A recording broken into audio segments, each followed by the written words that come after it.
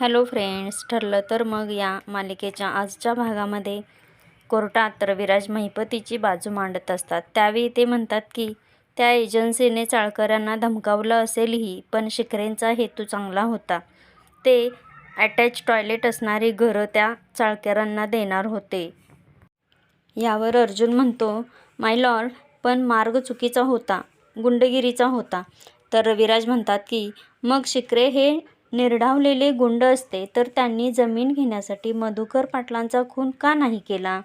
तर मित्रांनो, सगळेच आता स्तब्ध होऊन हे ऐकत असतात.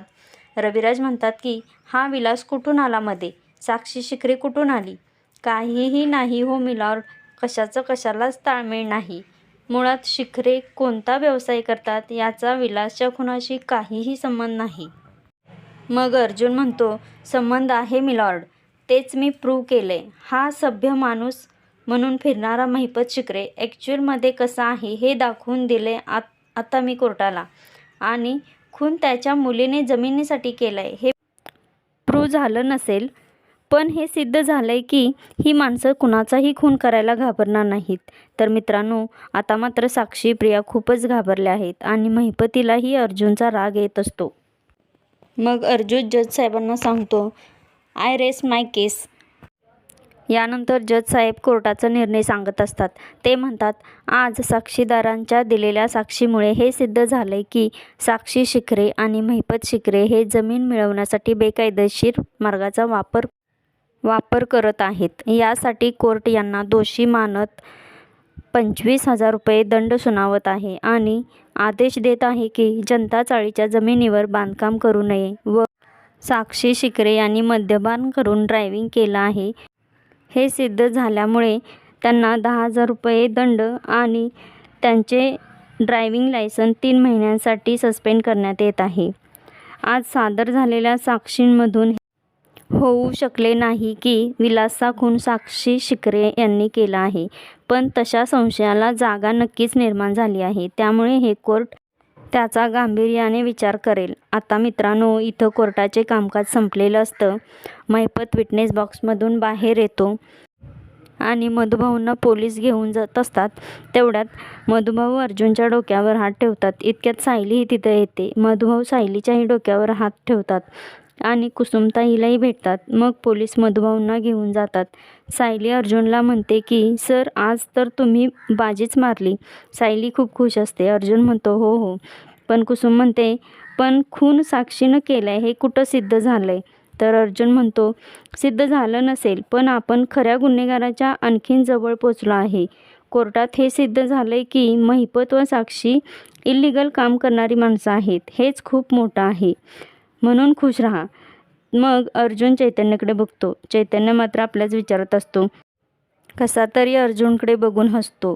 मित्रांनो, त्याला काळजी साक्षीचीच असते ना. इकडे महिपत कोर्टाच्या बाहेर उभा असतो.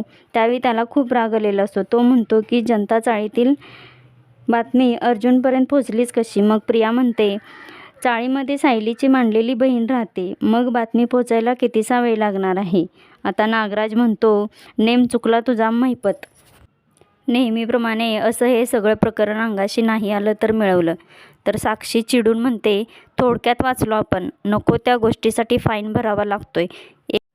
अर्जुन या सगळ्याच्या इतक्या जवळ येऊन पोचला आहे की अण्णा, कुठल्याही क्षणी तो आपणाला पकडू शकतो आणि त्या मूर्ख चैतन्याचा आपणाला काहीच उपयोग होत नाही. मग महिपती म्हणतो, अर्जुन खुनापर्यंत कधी पोहोचेल तेव्हा पोहोचेल, पण तो आता आपल्या कामाच्या आडवा आलाय. जनता चाळीच्या जागेसाठी मी काय काय केलंय आणि यानं त्या जागेवर स्टे आणलाय. आता या अर्जुन सुभेदारला मी सोडत नसतोय. त्याची चारही बाजूने आता कोंडी करतो. तो दयेची भीक मागत आला पाहिजे. मित्रांनो, अर्जुनचा राग साक्षीला आणि महिपतीला खूप आलेला असतो. आता इकडे घरी कल्पना फोनवर बोलत असते. ती थँक्यू म्हणत असते. आम्हाला हवं ते पॅकेज बनवून दिलं, थँक्यू, आणि ती फोन ठेवते. इतक्यात तिच्या पाठीमागे प्रताप उभा असतो आणि हे ऐकत असतो. हे तिला कळाल्यावर ती एकदम घाबरते आणि म्हणते, असे मागे का उभं राहिलात?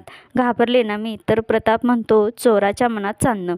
मला सांग, कसलं प्लॅनिंग करतेस? तर कल्पना म्हणते, हा सस्पेन्स आहे, मी जेवताना सगळ्यांच्या समोर सांगणार आहे. मग कल्पना तिथून निघून जाते. आता इकडे महिपतीच्या घरी महिपती रूममध्ये रागाने वस्तूंची आदळआपट करत असतो.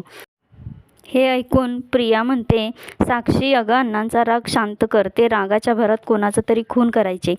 तर साक्षी म्हणते, अगं आज जे कोर्टात झालंय त्यामुळे आता हीच अवस्था होणार होती. अण्णांचा राग कसा आणि कुणी शांत करायचा? हा अर्जुन आता अण्णांच्या पाया पडत नाही ना, तोपर्यंत अण्णा शांत होणार नाहीत. तर प्रिया म्हणते, मग अर्जुन काही येणार नाही, आपल्यालाच काहीतरी करावं लागेल. म्हणजे तूच कर काहीतरी. मग नंतर मित्रांनो साक्षी आणि प्रिया दोघीही अण्णा अण्णा करत महिपतीला दरवाजा उघडण्यास सांगत असतात आणि मोठ्याने आवाज देत असतात. आता इकडे रूममध्ये अर्जुन निवांत बसलेला असतो. इतक्यात सायली त्याच्यासाठी कॉफी घेऊन येते आणि त्याला कॉफी देते. अर्जुन म्हणतो, थँक्यू सायली. मग सायली म्हणते, खरं तर आज मी थँक्यू म्हणायला पाहिजे सर, तुम्ही आज एका दगडात 2 पक्षी मारले. मग अर्जुन म्हणतो, मी पक्षी मारले? कधी? कुठले? नाही, मी तर कोर्टात होतो. तर मित्रांनो सायलीला काय म्हणायचं आहे हे अर्जुनला कळालेलंच नसतं. ती ते बघून हसते आणि अर्जुन तिच्याकडे बघतो.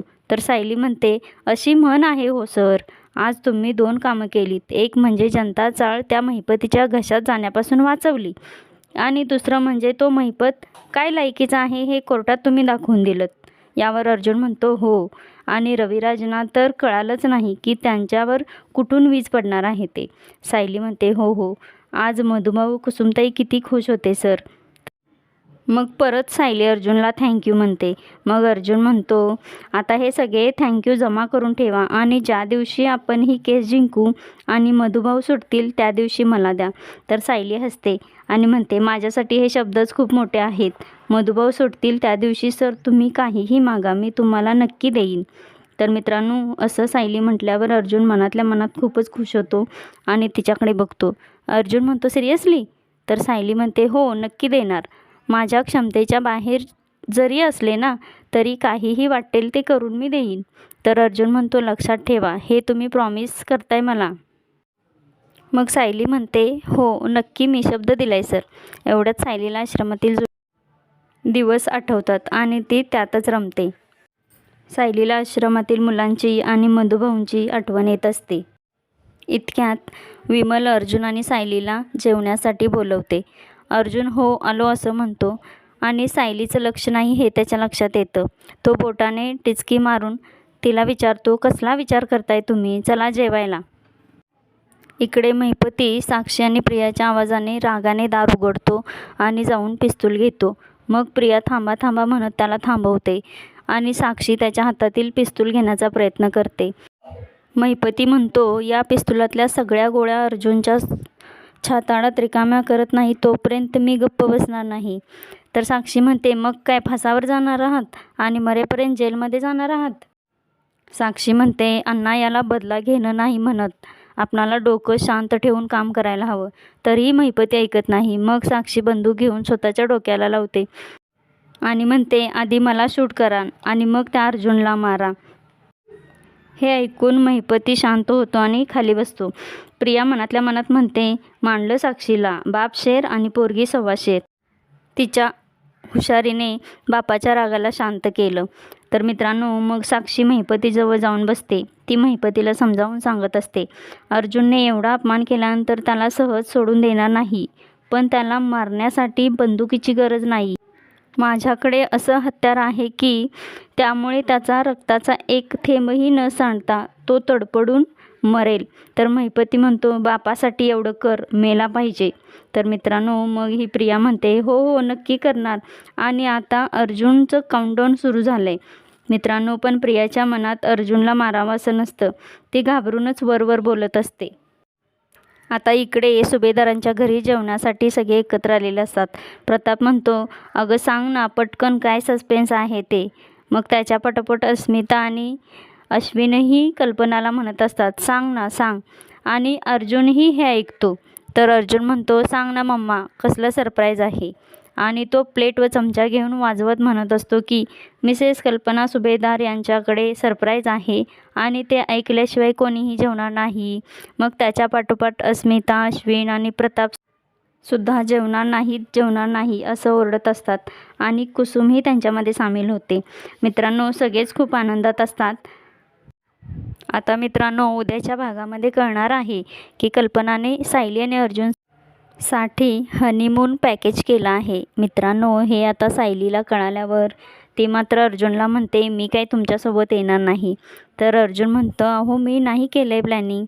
इथं आता खूप गंमत होणार आहे. कल्पनाने चैतन्याची मदत घेऊन अर्जुन आणि सायलीला हे सरप्राईज दिलेलं असतं. आता बघू उद्याच्या भागामध्ये काय काय होतं ते. अशाच मालिकेंचे एपिसोड पाहण्यासाठी चॅनेलला सबस्क्राईब करा.